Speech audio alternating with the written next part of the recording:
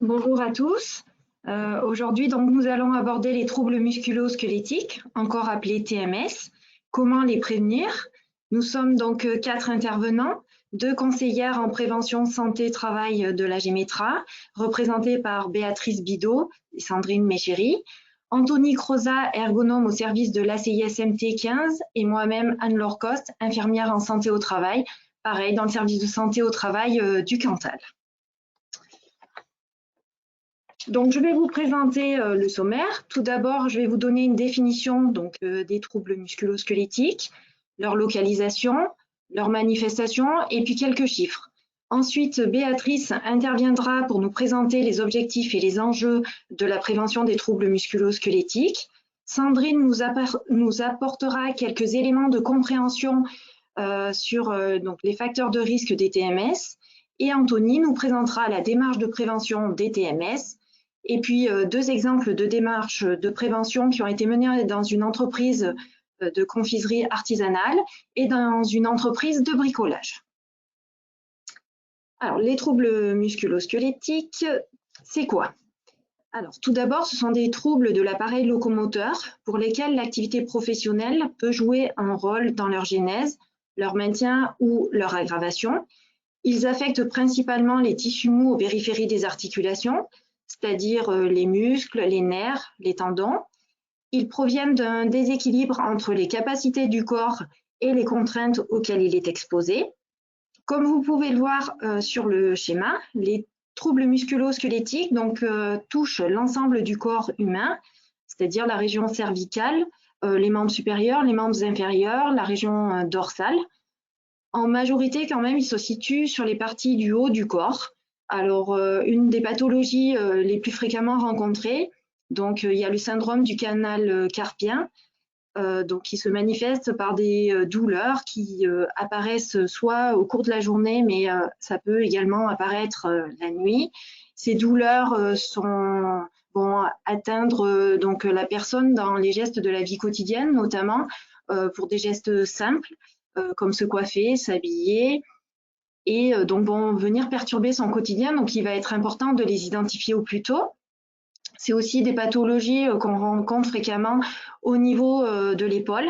C'est notamment la tendinite de la coiffe des rotateurs. La coiffe des rotateurs, en fait, ce sont les tendons qui se situent au niveau de la tête de l'os du bras qu'on appelle l'humérus et qui la recouvre, d'où le nom de coiffe. Et leur rôle, bien sûr, est d'assurer la mobilité de l'épaule. Et lorsqu'ils sont atteints, ils vont justement gêner ce mouvement. Et donc, du coup, ça peut être des TMS qui peuvent être reconnus comme des maladies professionnelles. Là, on a fait le choix de citer les 2 plus connues, courantes, qui sont donc les affections périarticulaires provoquées par les gestes et postures de travail qui sont référencés sous numéro 57, mais également les affections chroniques du rachis lombaire provoquées par la manutention manuelle de charges lourdes, référencées sous numéro 98. Alors, comment ils se manifestent? Donc, les troubles musculo-squelettiques sont rarement visibles. La douleur est souvent le seul symptôme, mais il peut s'y associer des phénomènes de raideur, de perte de force, de perte de mobilité, qui peuvent évoluer vers une pathologie handicapante irréversible et mener parfois à la désinsertion professionnelle. Pour exemple, la lombalgie est la première cause d'inaptitude avant l'âge de 45 ans. Donc, le développement d'un trouble musculo-squelettique est un processus qui va évoluer lentement, mais sûrement, et si rien n'est fait pour remédier aux contraintes de travail qui peuvent en être la cause ou un des facteurs aggravants. Alors, quelques chiffres. Donc, tout d'abord, comme on peut le voir sur la slide, 88% des maladies professionnelles reconnues sont des troubles musculo-squelettiques. Elles devancent largement la maladie d'origine professionnelle liée à l'amiante. Alors là, ce sont des chiffres qui nous ont été communiqués par l'assurance maladie de 2019. 45% des troubles musculo-squelettiques entraînent des séquelles lourdes, voire des incapacités permanentes. 50% des accidents du travail sont liés à des manutentions manuelles. Les conséquences pour l'entreprise, c'est 22 millions de journées de travail perdues à cause des TMS et du mal de dos. Le coût direct pour les entreprises s'est élevé à près de 2 milliards d'euros à travers leurs cotisations d'accidents du travail et de maladies professionnelles. On va maintenant parler des objectifs et des enjeux concernant la prévention des TMS. Donc, comme on le voit sur le schéma, ces enjeux peuvent être classés dans 4 grandes catégories qui interagissent. On va commencer par les enjeux humains et sociaux. La dégradation de la santé et de la vie professionnelle des salariés a de multiples conséquences. L'objectif de la prévention est d'éviter la douleur, l'apparition de la douleur, réduire les arrêts maladie, les accidents du travail et les maladies professionnelles, et par voie de conséquence, les tensions dans les équipes qui peuvent être directement liées à ces absences. Pour parler des enjeux économiques et financiers maintenant, donc il s'agit de diminuer les coûts directs et indirects, les frais médicaux, les dépenses de santé par exemple, pour lutter essentiellement contre la désinsertion professionnelle. Concernant, pour finir, au niveau organisationnel, on parle d'absentéisme, de désorganisation d'un atelier, par exemple, d'un climat social qui se dégrade, d'un turnover qui augmente, qui est croissant, de baisse de qualité, de baisse de productivité, et parfois aller jusqu'à la perte de marché. Donc l'enjeu est de garder une bonne image de l'entreprise vis-à-vis des salariés, mais aussi de ses clients. Alors comme on le voit sur ce deuxième schéma, les conséquences des TMS évoluent par phase, selon une courbe dans le temps. On va commencer par les salariés. Pour eux, l'impact humain et social est très important. De la simple douleur, la situation peut évoluer jusqu'au handicap, jusqu'à l'inaptitude ou la maladie professionnelle, en sachant que certaines séquelles fonctionnelles sont parfois irréversibles. À la souffrance physique et psychologique des salariés victimes d'accidents et de maladies professionnelles s'ajoutent les problématiques d'exclusion, la perte d'emploi, le chômage et de reclassement pouvant impacter forcément le climat social de l'entreprise. Pour parler maintenant de l'entreprise, l'impact économique est très important.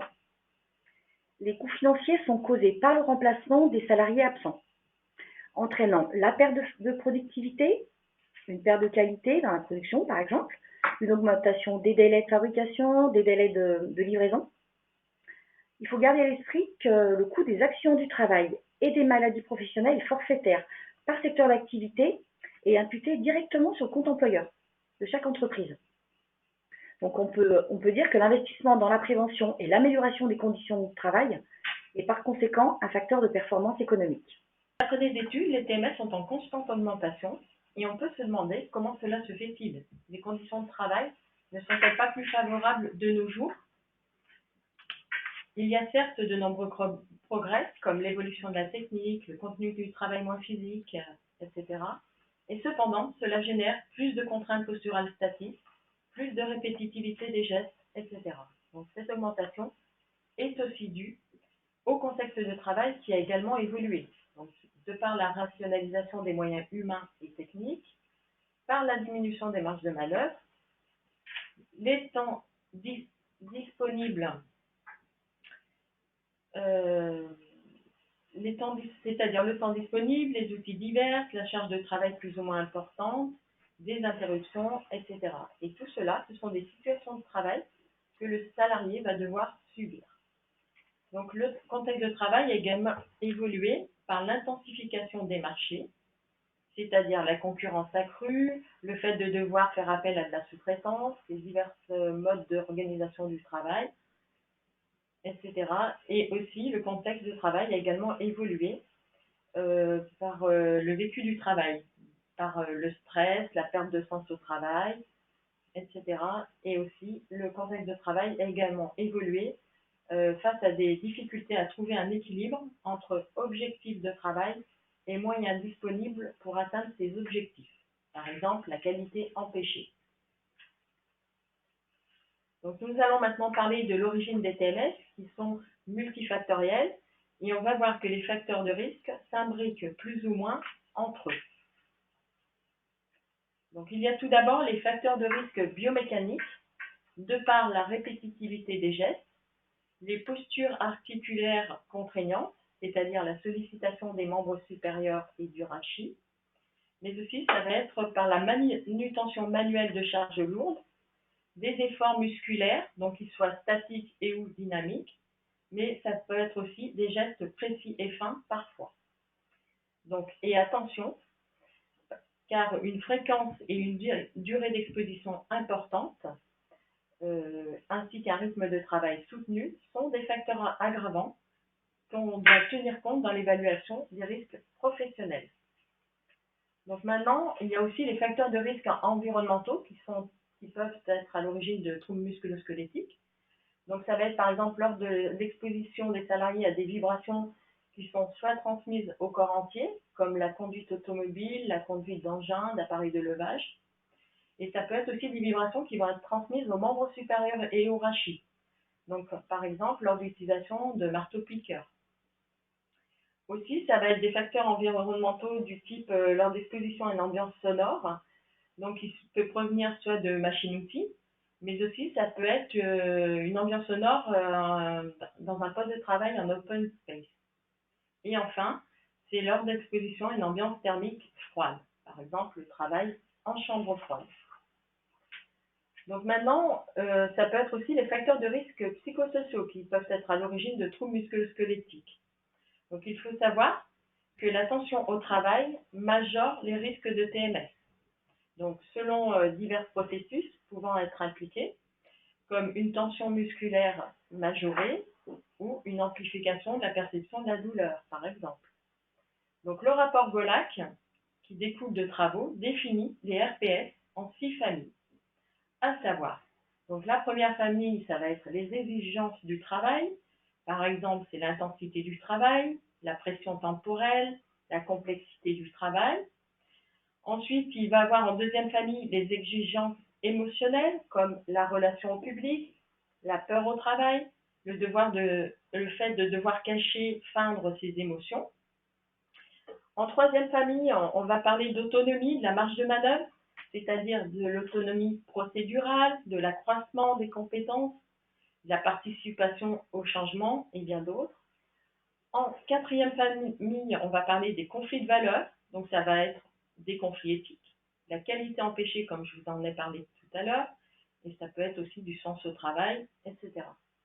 Et en cinquième famille, on a les rapports sociaux, relations de travail, donc ça va regrouper tout ce qui est coopération, soutien entre collègues, hiérarchie, reconnaissance, et enfin, on a en sixième famille l'insécurité socio-économique, c'est-à-dire la sécurité de l'emploi, du salarié, de la carrière et bien d'autres. Donc, on a aussi les facteurs de risque organisationnels, donc qui peuvent être à l'origine de troubles musculo-squelettiques.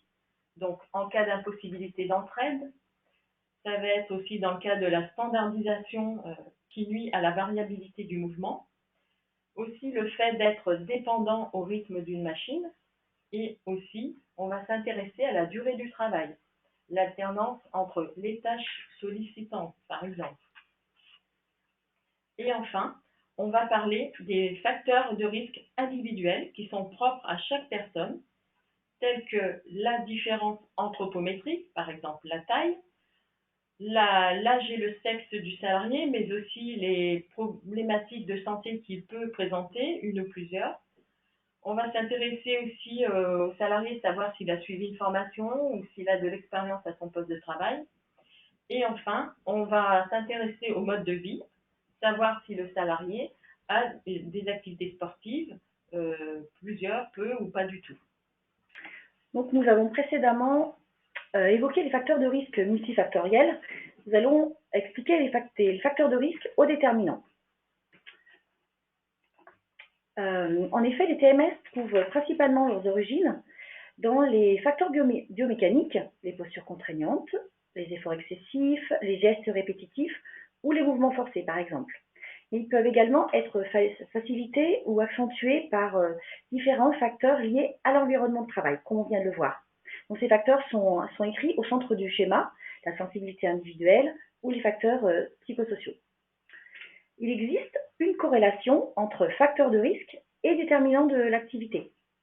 Qu'est-ce qu'un déterminant? Donc, ils sont directement liés à l'entreprise. Ils décident d'une chose ou d'une action. Ils sont donc propres à l'entreprise et agissent directement sur les facteurs de risque.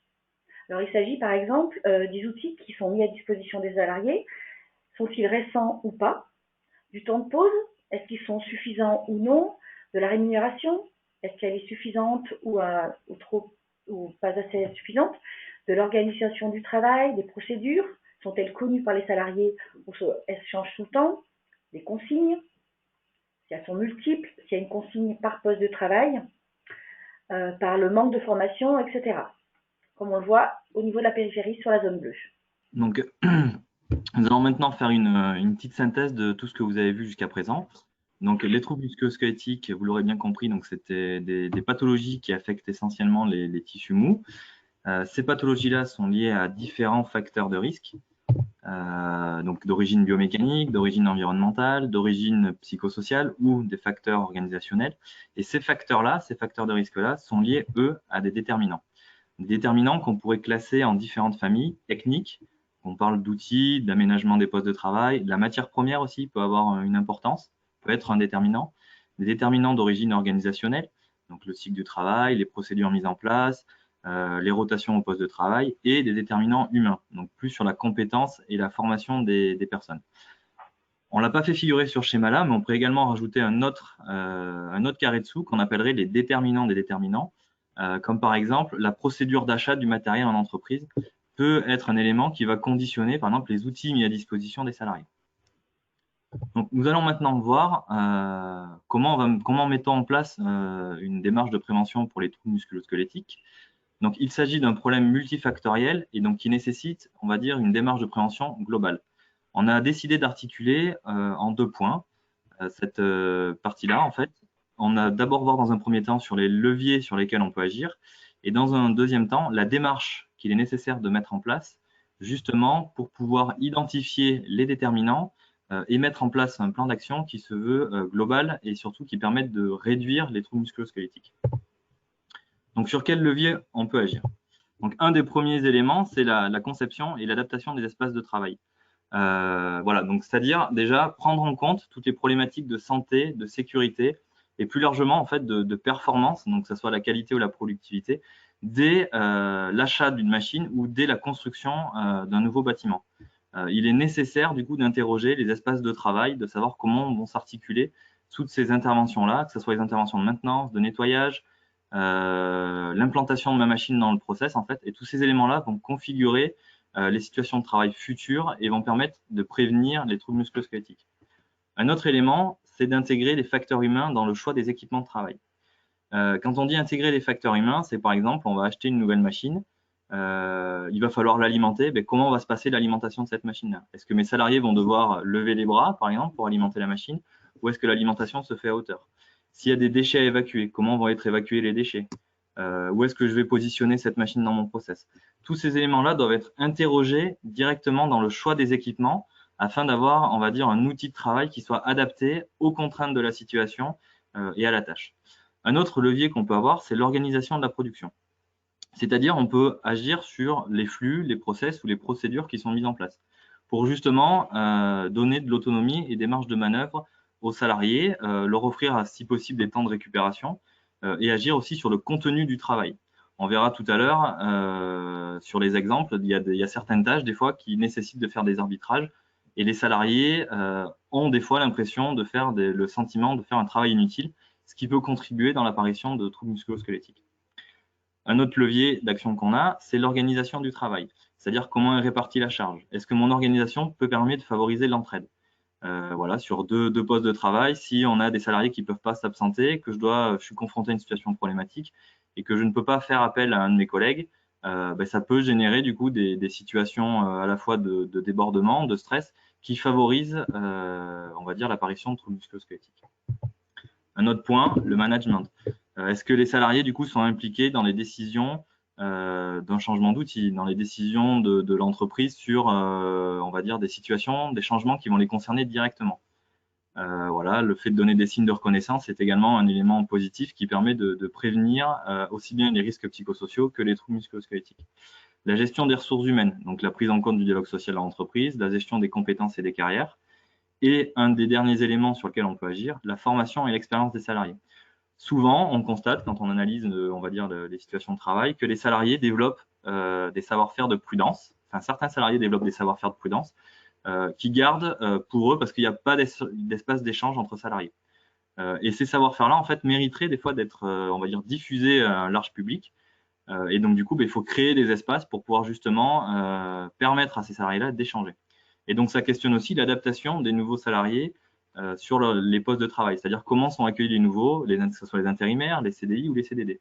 Est-ce qu'ils ont juste une petite formation, on leur explique en 15 minutes comment ça va se passer sur le poste de travail, ou est-ce que justement il y a un accompagnement qui se fait sur plusieurs semaines, voire des fois sur certains postes sur plusieurs mois, par rapport à la complexité des tâches demandées. Donc tous ces éléments-là sont des éléments sur lesquels on peut venir agir pour prévenir les troubles musculo-squelettiques, et on va avoir autant de leviers différents qu'on va avoir de situations différentes. Chaque situation étant singulière, chaque situation aura ses propres leviers finalement de prévention. Donc on va passer maintenant sur la mise en place de comment on met en place finalement une démarche de prévention globale dans l'entreprise pour prévenir justement les troubles musculo-squelettiques. Cette démarche de prévention, en fait, se veut être un accompagnement participatif qui doit se faire en plusieurs étapes. La première étape, qui est un prérequis indispensable, c'est la mobilisation. Donc la mobilisation des acteurs de l'entreprise. Alors, quand on dit acteurs, on englobe tous les acteurs. Ça va du chef d'entreprise, on va dire du chef de l'entreprise, de l'employeur, du directeur, aux salariés concernés, aux représentants du personnel. Il faut vraiment que tous les acteurs soient mobilisés et soient présents autour de la table pour qu'on puisse engager une démarche qui se veut donc participative, qui permettra du coup d'aboutir à la réduction des troubles musculo-squelettiques. Sur cette première étape de mobilisation, on va réaliser un état des lieux, c'est-à-dire on va essayer de comprendre le pourcentage d'accidents de travail que vous avez, le nombre de maladies professionnelles, l'absentéisme, tous ces éléments-là en fait pour faire un état des lieux de votre entreprise à l'instant T. Et donc du coup qui vont nous permettre de comprendre les différents enjeux de la démarche à mettre en place. Alors quand je dis les différents enjeux, ce qu'il faut savoir c'est que quand on intervient sur les troubles musculo-squelettiques, effectivement il y a des enjeux de santé et de sécurité, mais il ne faut pas oublier qu'à côté aussi dans les situations de travail se jouent des enjeux de qualité et de productivité. Donc c'est pour ça qu'il faut qu'on ait une multitude d'acteurs autour de la table pour justement non pas opposer les points de vue, mais les apposer par rapport à des situations problématiques, pour trouver des solutions qui vont être le plus pertinentes possible. Donc, une fois qu'on a mobilisé et qu'on a créé ce petit groupe de pilotage qui va suivre la démarche, on va pouvoir passer à l'étape suivante qui est l'investigation. Donc, pour toute cette étape, il peut être nécessaire au cours de la démarche d'associer différents acteurs et on vous le conseille fortement d'associer par exemple les gens du service de santé au travail parce qu'avec le regard de l'infirmière ou du médecin, on va pouvoir, notamment au moment des investigations, peut-être cibler les postes de travail concernés. Un autre élément qui nous permet aussi de cibler les postes concernés, votre document unique. Le document unique de l'entreprise est un excellent outil pour justement définir les postes qu'on va pouvoir analyser, qu'on va pouvoir cibler comme étant analysés en priorité. Parce qu'on peut bien se douter que sur une entreprise, par exemple, qui va avoir 10 postes de travail ou même 50 postes à analyser, on va pas pouvoir analyser tous les postes en même temps. Donc, du coup, il va falloir qu'on cible ces postes-là.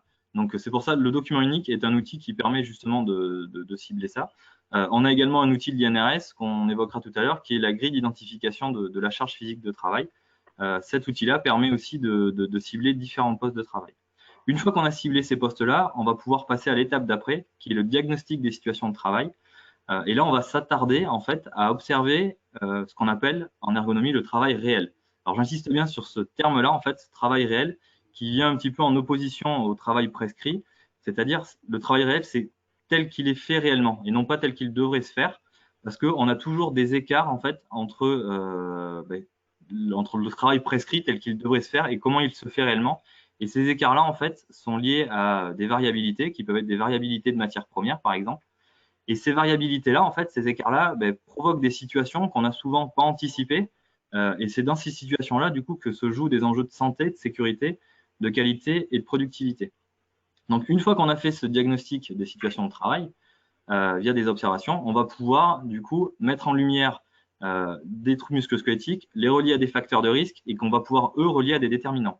Et ces déterminants-là, en fait, on va trouver des solutions qu'on va formaliser dans un plan d'action, justement, pour supprimer les contraintes liées aux déterminants. Et donc, la formalisation du plan d'action nous amène à l'avant-dernière étape, qui est la maîtrise du coup des TMS. Et une fois qu'on a mis en place les solutions, donc qu'on a acté avec ce groupe projet, dans un délai qui reste encore à définir, donc en principe on prend 1 an de délai après la mise en place des solutions, on va revenir évaluer l'efficacité des actions. Est-ce que ces actions ont été efficaces ou non? Et si elles n'ont pas été efficaces, quelles sont les mesures qu'on peut prendre justement pour essayer de rectifier un petit peu le tir. Donc voilà un petit peu la démarche, comment elle s'articule. Et ce que je vous disais tout à l'heure, n'hésitez pas à faire appel à des partenaires externes, que ce soit le service de santé au travail, donc à travers le médecin du travail ou les infirmières, que ce soit les intervenants en prévention des risques professionnels de ces services-là, qui peuvent vous aider du coup pour chaque étape finalement de cette démarche-là. On vous a donné quelques petits outils justement qui permettent d'investiguer les situations de travail. Pour le repérage des risques et notamment cibler les situations de travail critiques, on peut utiliser un outil de l'INRS qui est notamment la grille d'identification de la charge physique de travail ou encore des questionnaires nordiques. Alors les questionnaires nordiques en fait sont des questionnaires qui permettent de recenser on va dire l'état de santé des douleurs si les douleurs sont présentes sur une population de salariés. Donc c'est des questionnaires qui sont anonymes. Ils peuvent être utilisés, on va dire, quand on a une population assez importante parce que, comment dire, si jamais, par exemple, on avait un poste, un salarié, vu que des fois on leur demande de noter le poste pour permettre de cibler on va dire, les situations de travail, là, dans ce cas-là, ils seraient plus anonymes et donc ils peuvent présenter cette limite-là pour quand c'est des petites structures, donc on ne peut pas trop les utiliser. Pour l'analyse des situations de travail, il y a 2 outils. L'outil INRS, la méthode d'analyse de la charge physique de travail. Donc, c'est un des outils qui est justement disponible au téléchargement. Et un outil qui a été développé par la CARSAT Rhône-Alpes, qui est repère pour l'intervention en prévention des TMS. Donc, ces 2 outils-là, en fait, du coup, permettent justement d'investiguer et d'analyser un petit peu donnent des clés, en tout cas, pour analyser les situations de travail. Et après, donc, les 2 derniers outils qui sont indispensables et incontournables, l'observation de terrain. On ne peut pas prévenir les TMS sans passer du temps à observer l'activité de travail du coup des salariés sur les postes concernés et également réaliser des entretiens individuels et ou collectifs qui permettent d'avoir des éléments supplémentaires, notamment sur toutes les variabilités qu'il peut y avoir sur les postes de travail. Alors, on voulait également aborder avec vous un des écueils classiques d'une démarche de prévention des TMS. C'est souvent, on va avoir une approche centrée sur la solution. Et alors, c'est un élément qu'il faut plutôt éviter. Alors, on va vous expliquer pourquoi et vous verrez tout à l'heure dans les exemples, en fait. Souvent, quand on va analyser le poste de travail, au premier abord, finalement, un des premiers facteurs qui ressort, parce que ce sont des éléments qui sont visibles, sont les facteurs biomécaniques, et notamment la posture. Et donc, imaginons, on observe un poste de travail, on a un salarié qui va se pencher en avant pour récupérer des pièces. Donc, on va dire, il suffirait, par exemple, au moment où il récupère les pièces, de mettre un dispositif qui lui permette de récupérer les pièces à hauteur. Sauf que, en faisant ça, en fait, on passe à côté de tous les facteurs qu'on a évoqués tout à l'heure, c'est-à-dire les facteurs psychosociaux et les facteurs organisationnels. Et en passant à côté de ces facteurs-là, finalement, on aura beau finalement changer, réduire les postures. Si à côté, notre salarié, par exemple, sur les pièces qu'il a à produire, il en produire 10 à l'heure, et sur les 10 qu'il produit, il y en a 4 qui sont défectueuses, à côté, entre guillemets, on va passer à côté de tout ça. Et donc, du coup, on ne va pas tellement réduire les situations, on va juste réduire un facteur de risque, mais la situation à risque de TMS sera toujours présente. Un autre point qui est très important quand on fait un diagnostic sur les troubles musculo-squelettiques, il est très important de attacher autant d'importance, que ce soit à la suppression ou à la réduction des contraintes, qu'au développement des ressources. Tout à l'heure, je vous disais, on a des salariés qui développent des savoir-faire de prudence. Ça, ce sont des ressources que les salariés, des fois, développent et qu'il est nécessaire de porter à la connaissance de tous pour justement, entre guillemets, outiller un peu plus les salariés et développer les ressources leur permettant finalement de faire face aux difficultés qu'ils vont rencontrer. Donc, les incontournables d'une démarche de prévention, vous l'aurez bien compris, cette démarche doit s'inscrire dans un vrai projet d'entreprise. Il faut vraiment que ça soit porté par la direction. La pluridisciplinarité est l'un des critères de composition de l'équipe projet, justement pour avoir une multitude de regards différents sur les situations qu'on va pouvoir analyser. il faut y dédier des compétences et des moyens, que ce soit des moyens temporels, des moyens humains ou des moyens financiers si nécessaire, qui devront du coup être dédiés à la démarche. Et la mise en discussion et la participation des salariés sont au cœur des outils et des méthodes qui devront être utilisés. Donc, si on devait faire une synthèse de cette deuxième partie en reprenant le schéma qu'on a vu tout à l'heure, donc on va arriver dans l'entreprise avec donc, des troubles musculo-squelettiques. On va avoir des données sur les symptômes et ces lésions-là. Donc, par exemple, on va se dire sur le poste de montage, on a des salariés qui présentent des pathologies au niveau de l'épaule. On va essayer, via des analyses de l'activité réelle, d'identifier et de quantifier les facteurs de risque qui pourraient être à l'origine de ces pathologies-là. Et une fois qu'on a ces facteurs de risque, on va pouvoir mettre en lumière, en évidence, les déterminants qui occasionnent ces facteurs de risque. Donc, du coup, on va essayer de comprendre finalement le travail effectué sur ces postes. Et une fois qu'on a compris ça, on va pouvoir transformer la situation de travail justement en agissant sur les déterminants qui sont à l'origine des facteurs de risque. Donc, ce qu'il faut retenir, c'est que les TMS donc, ont une origine multifactorielle, qu'ils se manifestent sous différentes formes et impactent la santé des salariés et la performance de l'entreprise. Il va donc falloir envisager la situation problématique de manière globale. Cela va nécessiter d'organiser la recherche de solutions en construisant un projet qui impliquera le personnel afin de favoriser en fait sa pertinence et son acceptabilité plutôt que de proposer immédiatement une solution. Cela va permettre notamment de voir si la solution envisagée est la meilleure et surtout si elle n'amène pas d'autres difficultés. Alors, le premier exemple donc, de prévention dans une entreprise, c'est dans une entreprise de confiserie artisanale. Donc, pour vous sensibiliser un peu à l'élaboration d'un projet. Donc, l'origine de la demande. L'entreprise a ciblé une tâche particulièrement contraignante du point de vue des sollicitations physiques qui est liée à la découpe du chocolat. La qualité de la découpe du chocolat, elle aura un impact sur la conservation du chocolat et si celle-ci est mal réalisée, elle va venir impacter l'enrobage. On a fait le choix de reprendre du coup la courbe initialement présentée par Béatrice pour vous montrer en fait l'impact des TMS en mettant en parallèle le retentissement vis-à-vis des salariés et vis-à-vis de l'entreprise. Donc pour les salariés, donc cette activité de découpe, elle aura pour conséquence, comme on peut le voir sur la photo, d'exposer le salarié à de nombreuses contraintes posturales, favorisant l'apparition de douleurs. On est sur 3 salariés sur 4 qui présentent donc des douleurs. Ces douleurs sont plutôt localisées au niveau des membres supérieurs. Elles vont perturber du coup la précision du geste de l'opérateur et le rendre donc moins efficient. C'est aussi une perte de motivation parce que cette tâche, elle est perçue par le salarié comme étant particulièrement monotone, qui aussi a été confirmée par l'employeur qui lui-même participe à cette activité de découpe. Pour l'entreprise, c'est une perte d'efficacité, puisque si le produit n'est pas conforme aux attentes, il est donc jeté. Ça va générer une perte de production et on est environ sur 10% de la production qui est rebutée. C'est aussi une perte de flexibilité parce que cette activité de découpe, elle peut durer donc de quelques heures à plusieurs jours et donc il y a une impossibilité de pouvoir développer de nouveaux produits par manque de temps. C'est aussi un problème de qualité parce qu'une mauvaise découpe peut venir impacter l'enrobage et ce qui peut retentir sur la conservation et le goût du chocolat. De plus, l'aspect visuel donc, du produit revêt un caractère primordial dans la vente et tous ces facteurs, ils auront comme conséquence de ralentir les projets de l'entreprise et notamment là, au niveau de cette confiserie, c'était d'agrandir son atelier de fabrication. Donc, comme le disait Anne-Laure, en fait, dans cette entreprise-là, ils avaient identifié une situation problématique qui était la découpe du chocolat.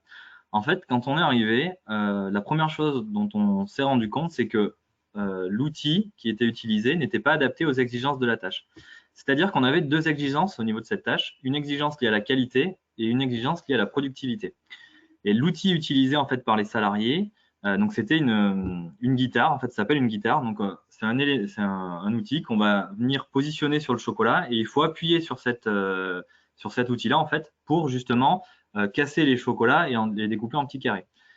Donc Donc, ce qui se passait en fait au niveau de la qualité des produits, c'est que pour obtenir un produit de qualité, on était obligé de couper d'un coup sec le chocolat. Et en fait, le problème, c'est que quand on faisait cette opération-là, dans de très nombreux cas, ça arrivait à peu près 1 à 2 fois par jour lors des moments de découpe, la corde qui était à l'intérieur de la guitare en fait se cassait. Et pour changer la corde, c'était 20 à 30 minutes, voire des fois 40 minutes de perte d'arrêt de travail en fait. Donc du coup, on atteignait les enjeux de qualité, mais on ne respectait pas les enjeux de productivité. Donc les salariés, qu'est-ce qu'ils faisaient? Ils avaient trouvé une alternative, c'est que pour justement produire suffisamment de chocolat, donc respecter ces enjeux de productivité, ils posaient la guitare dessus et au lieu de tirer d'un coup sec, en fait, ils appuyaient fortement en fait avec leurs avant-bras pour justement écraser le chocolat et le découper.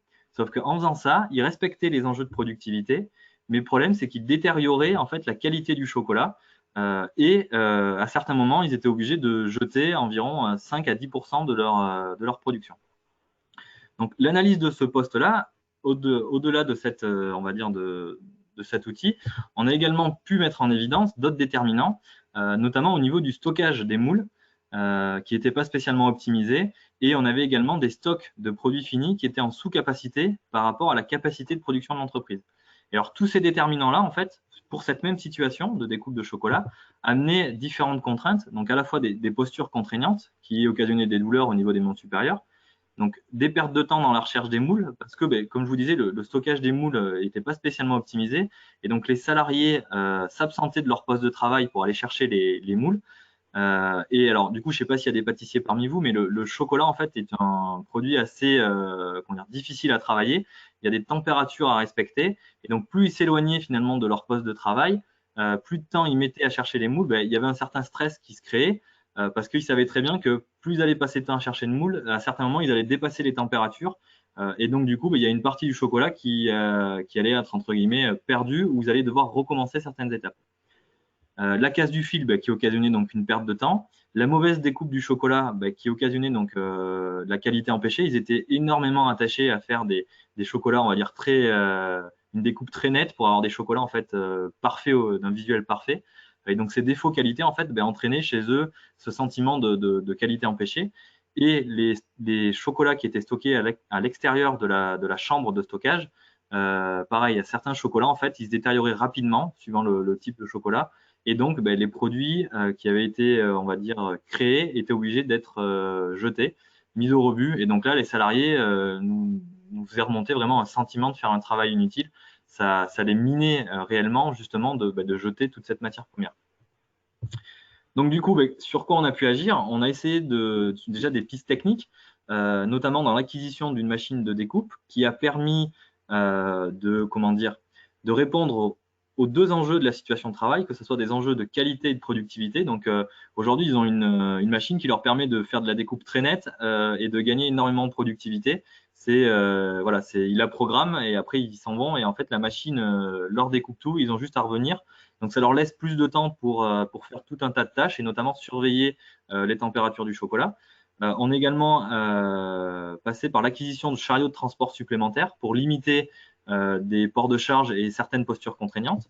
Et on a également agi sur des pistes organisationnelles en optimisant la zone de stockage des moules pour gagner du temps dans la recherche. Avant l'intervention, les moules étaient stockés sur des étagères sans distinction. Donc, les salariés en fait ne savaient pas tellement où avaient posé les moules, où les collègues avaient pu poser les moules. Alors maintenant, il a été défini de cloisonner, on va dire, ce stockage-là. Les moules sont rangées par fête, donc il y a les moules de Pâques, les moules pour Noël, les moules pour la Saint-Valentin, par exemple. Et à l'intérieur de chaque zone, les moules sont classés par ordre alphabétique. On a également profité du projet d'agrandissement de cette entreprise-là pour justement réinterroger la capacité de la réserve, notamment de stockage des produits finis. Donc du coup, on a modifié sur plan pour avoir une réserve, une chambre qui est dédiée à la conservation du chocolat, donc avec une température et un taux d'humidité qui est maîtrisé, justement pour pouvoir stocker le chocolat en attente. Et ce travail sur plan a permis également de modifier les flux entre les ateliers de production et les ateliers de conditionnement, où avant on avait des va-et-vient, on va dire, incessants. On passait d'une zone propre des fois à une zone sale. Donc voilà, ça nous a permis de revoir tous ces flux-là, justement pour adapter et réduire toutes les contraintes que pouvaient occasionner les flux. Numéro 2, je vous propose une intervention dans un magasin de bricolage. Ce magasin a une partie service après-vente et une partie accueil. Donc, pour cet exemple, nous allons nous intéresser uniquement à la partie SAV. Alors, ce schéma explique l'organisation générale de l'entreprise concernée. On va commencer par l'origine de la demande. L'entreprise souhaitait comprendre la raison des accidents du travail, des plaintes, des arrêts maladie ayant pour cause la manutention manuelle, et afin de mettre en place des mesures techniques pour réduire les sollicitations mécaniques. Quelques mots sur le contexte de l'intervention. Pour pouvoir étendre son espace de vente, l'entreprise a acheté un hangar à quelques centaines de mètres du magasin et pour créer une zone de retrait de marchandises, une ZRM. Depuis l'installation, qui faisait à peu près 1 an, les préparateurs de commandes ont alerté le responsable sur la pénibilité et la fréquence des manutentions manuelles. Beaucoup se signalent des douleurs au niveau du dos et des épaules qui entraînent des arrêts. Donc, dans cette zone, 8 préparateurs de commandes travaillent dans l'équipe et leur activité principale, c'est réceptionner les marchandises, dépoter, ranger dans le stock et préparer les commandes clients. Alors maintenant, pour les clients, 2 possibilités de retrait. Soit ils récupèrent les produits sur place dans la zone, dans le magasin, donnés directement par le vendeur, ou alors ils se déplacent en zone de retrait de marchandises pour récupérer leurs achats. En sachant que lors d'un achat en magasin, un bulletin de vente, un BV, est systématiquement édité et la préparation en parallèle effectuée en zone de retrait de marchandises pour chaque achat. Les objectifs de cette action, c'était analyser la demande, comprendre la réalité du terrain et les problématiques en lien avec les installations, le matériel et surtout l'organisation du travail, pouvoir faire émerger des pistes de réflexion autour de toutes ces problématiques et surtout impliquer les acteurs et les informer des avancées de la démarche. C'est essentiel. Alors concernant maintenant les étapes de l'accompagnement, nous avons réalisé de nombreuses visites, de nombreux échanges avec les encadrants, les responsables et aussi les salariés, une présentation des étapes de l'accompagnement aux encadrants, donc via le CHSCT à l'époque, puis aux équipes de la zone de retrait de marchandises, de la ZRM, et enfin, bien entendu, une restitution sous forme de diaporama à toute l'équipe. Les phases d'observation ont permis de mettre en lumière qu'une dizaine de commandes par semaine étaient préparées mais jamais retirées par le client. Alors, il faut savoir que ces commandes peuvent parfois être une cuisine dans son ensemble ou du gros électroménager qui est très lourd à déplacer. Selon le protocole de l'entreprise, les commandes préparées donc inutilement sont dépotées et remises en stock au bout de 15 jours. Donc, toutes ces commandes sont en attente et remises dans le stock au bout de 15 jours. Donc, on a vu qu'elles provenaient exclusivement d'achats qui ont été retirés directement en magasin, du stock du magasin, par le vendeur, en fait, a donné directement au client et il repart avec. Ceci s'explique par la présence de certains produits qu'en magasin, uniquement en zone de retrait de marchandises ou présents sur les deux côtés, sur les deux espaces de vente. Concernant la problématique et le constat, préparation de commandes inutiles, donc manutention inutile. Donc, comme on l'a dit, un bulletin de vente arrive en zone de retrait de marchandises. Il est systématiquement traité sans possibilité pour les salariés de savoir si le produit a été donné au client ou pas. Si le client est parti avec le produit, il n'y a pas de nécessité de préparer quoi que ce soit. Donc, cette commande était donc préparée systématiquement en ZRM, même si le client a déjà retiré son achat. On a défini clairement qu'il s'agissait d'un manque d'information entre les deux sites. Du coup, par rapport à la demande initiale, l'origine de la demande, la recherche de mesures organisationnelles a été prise. Plusieurs échanges lors de réunions en présence du personnel de la ZRM, du magasin et des membres de la direction. Deux propositions ont été exposées, qui sont des mesures organisationnelles. Donc la première proposition, c'était qu'il n'y ait aucun retrait en magasin, et le retrait de marchandises se fasse uniquement en ZRM. Mais ce n'était pas possible, car il est pratique pour les clients d'avoir des produits en achat direct sans déplacement et intéressant pour les vendeurs de pouvoir présenter leurs produits directement au magasin. Et quant à la deuxième proposition, c'était d'indiquer le mode de retrait. Donc, pour améliorer la communication et pour permettre de savoir si la commande doit être préparée. Et donc, de supprimer les préparations de commandes et notamment la manutention manuelle de charge. Donc, la proposition retenue, c'était la deuxième, du coup. Donc, il était question de mettre en place un plan d'action avec l'élaboration d'une procédure sur laquelle il est inscrit des infos sur le bulletin de vente. Donc, c'est-à-dire que lorsqu'un vendeur édite un bulletin de vente, si le client retire le ou les produits en magasin, à ce moment-là, le vendeur note le nom du client sur le bulletin de vente et à ce moment-là, les préparateurs de commandes en ZRM savent alors que le client ne passera pas récupérer sa marchandise et donc aucune commande à préparer, pas de manutention. Et aussi, lorsque le vendeur édite son bulletin de vente, à ce moment-là, si le client doit passer en ZRM, il récupérer sa commande, à ce moment-là, le vendeur ne renseigne pas le nom du client sur le bulletin de vente. Et à ce moment-là, les préparateurs savent en ZRM qu'ils doivent à ce moment-là préparer la commande. Et donc, il n'y a pas de préparation de commande inutile. Donc aussi, il était question d'assurer un suivi de cette procédure, sur l'affichage de cette procédure, sachant que cette entreprise emploie des saisonniers. Et donc, il fallait absolument qu'il y ait un suivi de cette procédure, à la fois pour les nouveaux arrivants et pour les saisonniers. Donc, il faut aussi parler à la base, l'entreprise pensait réduire les manutentions manuelles par des mesures techniques, type aide à la manutention. Et en fait, on peut tout à fait réduire, on peut voir finalement dans l'exemple, qu'on peut tout à fait réduire des sollicitations physiques en mettant en œuvre des mesures organisationnelles exclusivement.